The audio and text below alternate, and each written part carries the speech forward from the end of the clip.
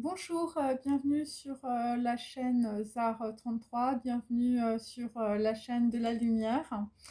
Donc aujourd'hui, je voulais vous parler, on va dire, d'un signe, d'une marque. Voilà, donc il s'agit du troisième œil que les Indiens représentent en triangle inversé avec un petit point sur le côté. Et donc on va dire, interpellée. Voilà, je me suis posé la question. Je me suis dit à quoi correspondait ce point. Ce point, on va dire, on le retrouve aussi dans les écritures hébraïques. Voilà, par exemple dans Chine aussi, avec les trois points du haut. Donc ça représente, on peut dire, le divin, ça représente le signe et ça représente la marque. En divination, ça veut dire que vous allez recevoir une marque, voilà, ou un signe. Et donc, il s'agit aussi, puisque c'est le troisième œil, il s'agit aussi on peut dire, d'une forme de double naissance, hein, puisque dans mon tarot, c'était aussi, on avait le monde, on avait Tav, on avait 22, on avait un couronnement. Et donc, ça correspond à 2 fois 2, donc 2 fois la lettre hébraïque Bereshit. Et donc, c'est une naissance à la fois sur un plan physique et un plan supérieur. Et, euh, et donc, j'avais aussi, parce qu'en fait, le 22, c'est aussi dans le tarot, on ne sait pas trop. Alors, un coup, c'est le fou, hein, voilà, c'est quelqu'un, on peut dire, qui traverse toutes ces formes de dualité du mental, d'ego, hein. C'est aussi l'élève, c'est aussi l'initié. Et donc, c'est quelqu'un qui traverse une frontière, hein, qui n'est pas une frontière, on peut dire, physique, et, euh, et donc qui est en train de broyer aussi tout ce dont il n'a plus besoin, hein. C'est ça le fou dans le tarot. Et c'est aussi le chiffre 22, hein, aussi. Et j'avais aussi, et ça, Chine, ça m'a fait penser aussi, donc cette lettre du fou dans le tarot m'a fait penser aussi à Chêne, voilà, dont je vous avais parlé précédemment, par rapport à la ceinture d'Orion. Il s'agit, voilà, ça veut dire le signe du zodiaque du chien dans la cosmogonie chinoise.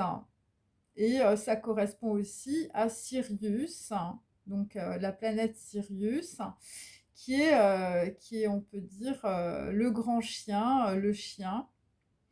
Et donc, il s'agit évidemment en divination de fidélité et aussi de serviteur de Dieu. Et donc, cette marque, ce signe, est en réalité, on peut dire, euh, une marque de fidélité ou quelque chose qui va vous rendre, on peut dire, fidèle à, voilà, à des idéaux, mais plus que ça, vraiment aux lois quantiques de l'univers. Et donc, pour accéder à cette forme de fidélité, eh bien, il faut qu'il y ait une faille, il faut qu'il y ait une entaille, il faut faillir, on peut dire, dans une situation. Il faut entailler, on peut dire, l'ego. Et donc, c'est pour ça que j'avais la faille narcissique aussi avec la blessure de l'ego dans mon tirage précédent. Et donc, c'est une faille narcissique qui permet finalement l'ouverture d'une faille, on peut dire, spatio-temporelle, un saut quantique. Et parce que la faille narcissique, c'est la mort de l'ego, hein. C'est la faille, on peut dire, dans un corps ou dans une psyché. Et ça signifie un destin qui est marqué ou une personne qui a une marque. Voilà. Et cette marque, en réalité, on peut dire, quand on regarde cela d'une autre manière, eh bien, c'est un signe du destin. C'est une marque, on peut dire, de la divinité, hein. C'est une marque, on peut dire, de l'âme ou de l'incarnation, on peut dire, voilà, d'une nouvelle vision. et on te prend quelque chose ou tu subis quelque chose pour te donner autre chose, hein. Ça, c'est la loi quantique de l'univers. Voilà, c'est ce qui peut arriver, on peut dire, dans nos vies aussi. Et donc, c'est pour ça que la joie, c'est donner. Et on dit souvent dans la Torah que la joie est proche de la mort. Enfin, il y a plein d'exemples dans la Torah qui expriment ça. Et, euh, et finalement, c'est quand on te prend quelque chose, voilà, quand tu es proche de la mort, quand on te prend, on peut dire, euh, quelque chose, ou quand tu es retranché de quelque chose, et bien finalement, c'est pour te donner autre chose, et ça constitue la joie. Donc c'est pour ça que dans la Torah, on dit que la joie est proche de la mort. Et donc, qu'est-ce que ça veut dire? Ça veut dire qu'il n'y a plus de barrières. Euh, voilà, ça veut dire qu'il y a un rééquilibrage karmique aussi. Par rapport, on peut dire, à des dépendances. Et ce qui est aussi intéressant dans le diable, hein, puisque je l'ai eu à plusieurs reprises, par rapport aux dépendances, en fait, il faut regarder les dépendances d'une autre manière. C'est-à-dire que les dépendances, finalement, c'est un appui pour, on peut dire, être marqué par le divin ou avoir une marque qui vous permet, on peut dire, d'accéder à une connaissance plus grande de vous-même. Et donc, quand je tirais la carte, par exemple 22 du monde, donc la double naissance en fait, donc c'est doublement baisse. Et donc, ça veut dire qu'il y a des personnes qui ont une deuxième naissance sur un plan subtil. Et donc, avec le pendu, eh bien, on peut dire ils deviennent l'élève d'un enseignement, on peut dire, qui leur est transmis. Et donc, ça correspond aussi à l'Ahmed. Et l'Ahmed, en même temps, c'est par rapport, on peut dire, à de l'hérédité. Mais là, c'est quelque chose qui est assez positif. C'est quelque chose qui va vous être donné, qui va faire, on peut dire, une pensée beaucoup plus féconde, hein, quelque chose de beaucoup plus positif. Et pourquoi? Eh bien, parce que vous allez prendre une décision, ou en tout cas, ça va déterminer une décision, un jugement par rapport, on peut dire, à des réserves, hein, ou par rapport, on peut dire, à des choses que vous avez dans votre matrice qui n'a pas encore été dévoilée, hein. Et donc, ça concerne en tout cas, on peut dire, alors ça concerne pour certains la paume de la main, donc voilà, vous êtes peut-être énergéticien. Et donc, ça veut dire aussi qu'il y a des personnes, on peut dire, qui vont faire un choix avec force. Et voilà, parce que vous allez avoir un éclaircissement, je le dis souvent, mais là, c'est encore plus fort. Et cet éclaircissement, si on peut dire entre le début de votre vie et on peut dire des expériences de vie,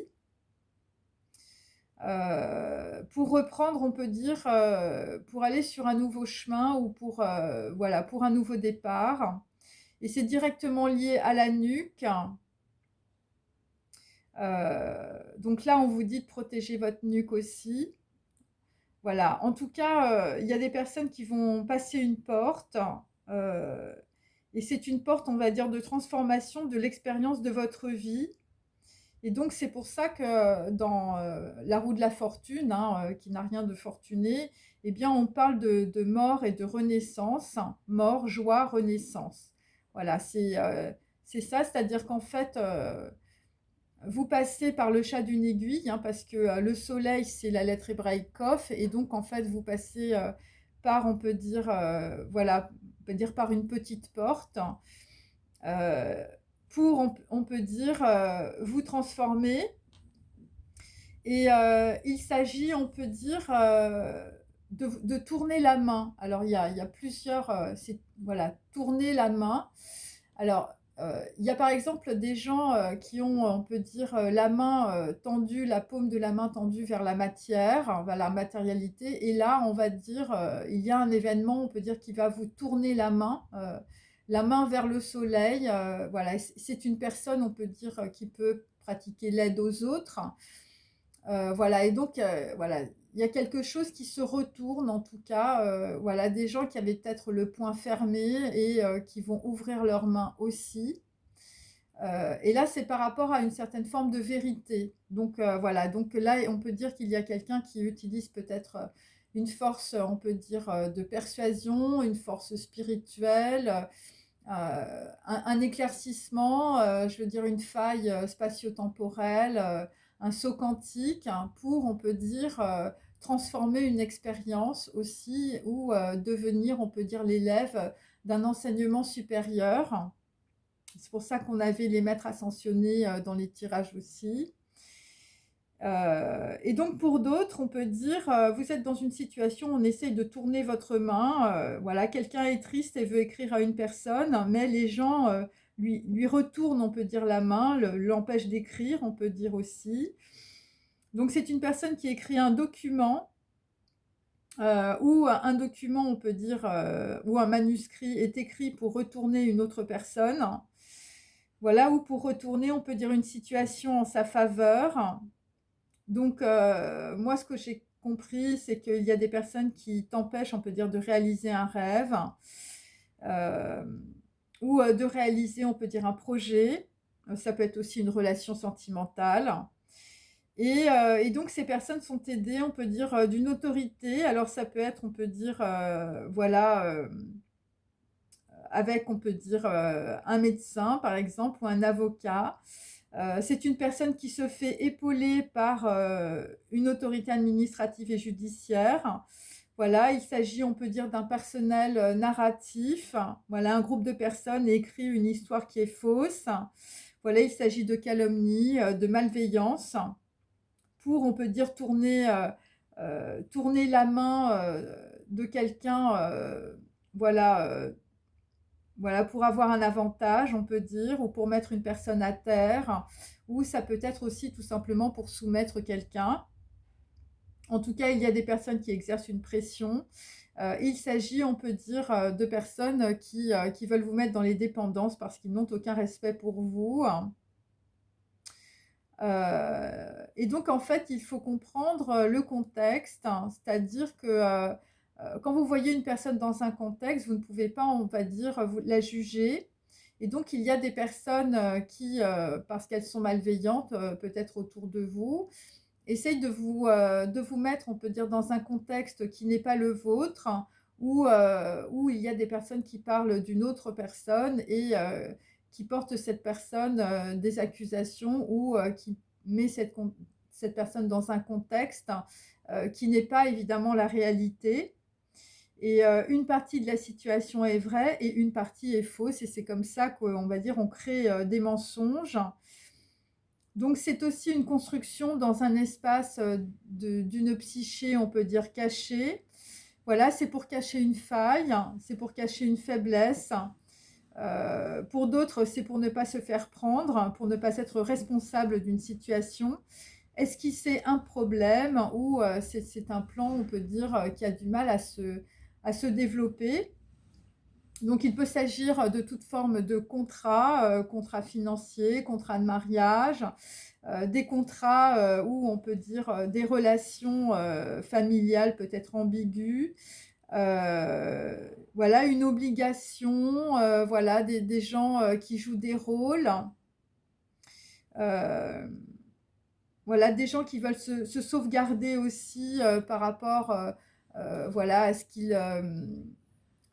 qu'ils croient être juste aussi. Voilà, et d'autres personnes qui veulent se sauvegarder aussi par rapport à des choses qui ne sont pas acceptables. Voilà, alors ça peut être aussi des personnes qui sont beaucoup dans l'ignorance, qui ne comprennent pas et donc qui essayent de contrôler une situation. Et donc tout cela en fait est fait pour qu'une personne se taise et donc on peut dire on va développer des circonstances qui sont en réalité de faux semblants. Et donc par rapport on peut dire à des documents justement pour on peut dire tourner la main de quelqu'un, hein, donc c'est vraiment ça. Donc il y a des personnes qui ne sont pas d'accord, on peut dire face à un clan ou face à un groupe ou une équipe. Voilà, il s'agit d'agressivité dans des déplacements. Des personnes se posent beaucoup de questions, hein, voilà, où tu as beaucoup de questions, on peut dire, par rapport à un investissement. Voilà, il y a des personnes qui ne veulent pas s'investir ou des personnes tout simplement qui se sont trompées par rapport à un document, quel qu'il soit. Il s'agit peut-être d'opérations pour investir, on peut dire peut-être dans quelque chose, hein. Ça peut être une société, ça peut être une maison, un appartement, une voiture. Et donc là, on peut dire que dans la situation, tu ne le sens pas. Et il peut s'agir aussi de personnes qui, parce que j'avais la fracture, j'avais la rupture, voilà, j'avais le divorce aussi. Donc il peut s'agir aussi de ségrégation, de gens qui ne veulent pas entendre raison, de ségrégation peut-être culturelle ou sociale. Et dans la situation, vous allez comprendre que les gens fonctionnent, on peut dire, à la pulsion, hein, voilà, ce sont des personnes qui n'ont aucune modestie, on peut dire, intellectuelle. Voilà, tout est mélangé, on peut dire, dans leur tête. Et donc, de cette manière-là, puisqu'on peut dire c'est un chaos, alors c'est un chaos émotionnel, c'est un chaos psychologique, c'est de la schizophrénie, c'est tout ça. Euh, eh bien, on ne peut pas, on peut dire dans ce contexte, en tout cas, reconnaître les compétences d'une personne ou, je veux dire, comprendre où vous mène un document, voilà, ou un contrat quel qu'il soit. Et donc, il faut reprendre, on peut dire, le contexte mental des personnes qui vous entourent. Voilà, et vous allez comprendre, on peut dire que chaque personne autour de vous a un prétexte, hein, visiblement, et donc il faut revenir à la source et à la racine, en tout cas, qui fait réagir ou qui fait agir ces gens. Parce que vous allez vous rendre compte que finalement, par rapport à un déplacement ou par rapport à un document, il n'y a pas de raison, hein. C'est-à-dire que c'est pas raisonnable, ou ce sont des gens qui ont perdu la raison, ce sont des gens qui s'énervent ou qui sont énervés, voilà, parce que ils ont énormément d'ego, ils veulent montrer qu'ils ont raison, je veux dire, sur tout le monde et sur toute chose. Et donc, vous rendrez compte, en tout cas, qu'ils ont juste, voilà, ils sont juste pas d'accord, on peut dire, mais sans aucun motif.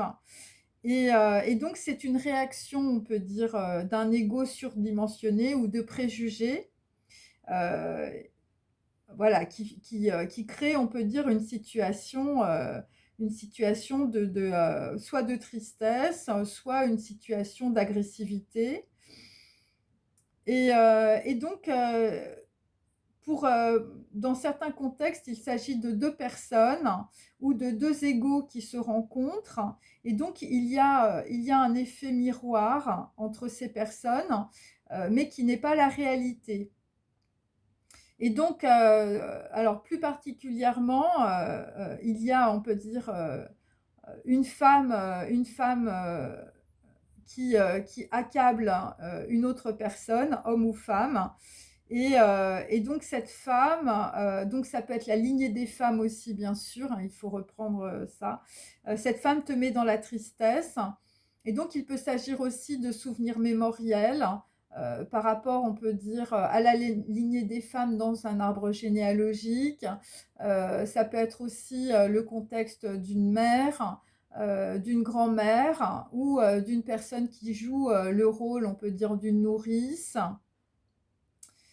Et donc cette personne, en tout cas, dès le départ, alors ça peut être évidemment des souvenirs du passé qui ressurgissent, et bien t'a empêché peut-être de vivre, on peut dire, une relation sentimentale avec une personne que tu aimais. Et donc toi, ce que tu te dis maintenant, parce que tu es en train de rejouer une situation, toi, tu veux changer de place avec lui ou avec elle, et ce serait formidable. Et donc, il y a une personne, on peut dire, qui rejoue une situation qui est liée à une lignée, on peut dire, des femmes, voilà, dans ta famille. Et donc, ça te met dans la tristesse. Voilà. Bon, bah écoutez, j'espère cette explication vous aura intéressé et je vous dis à très bientôt. Au revoir.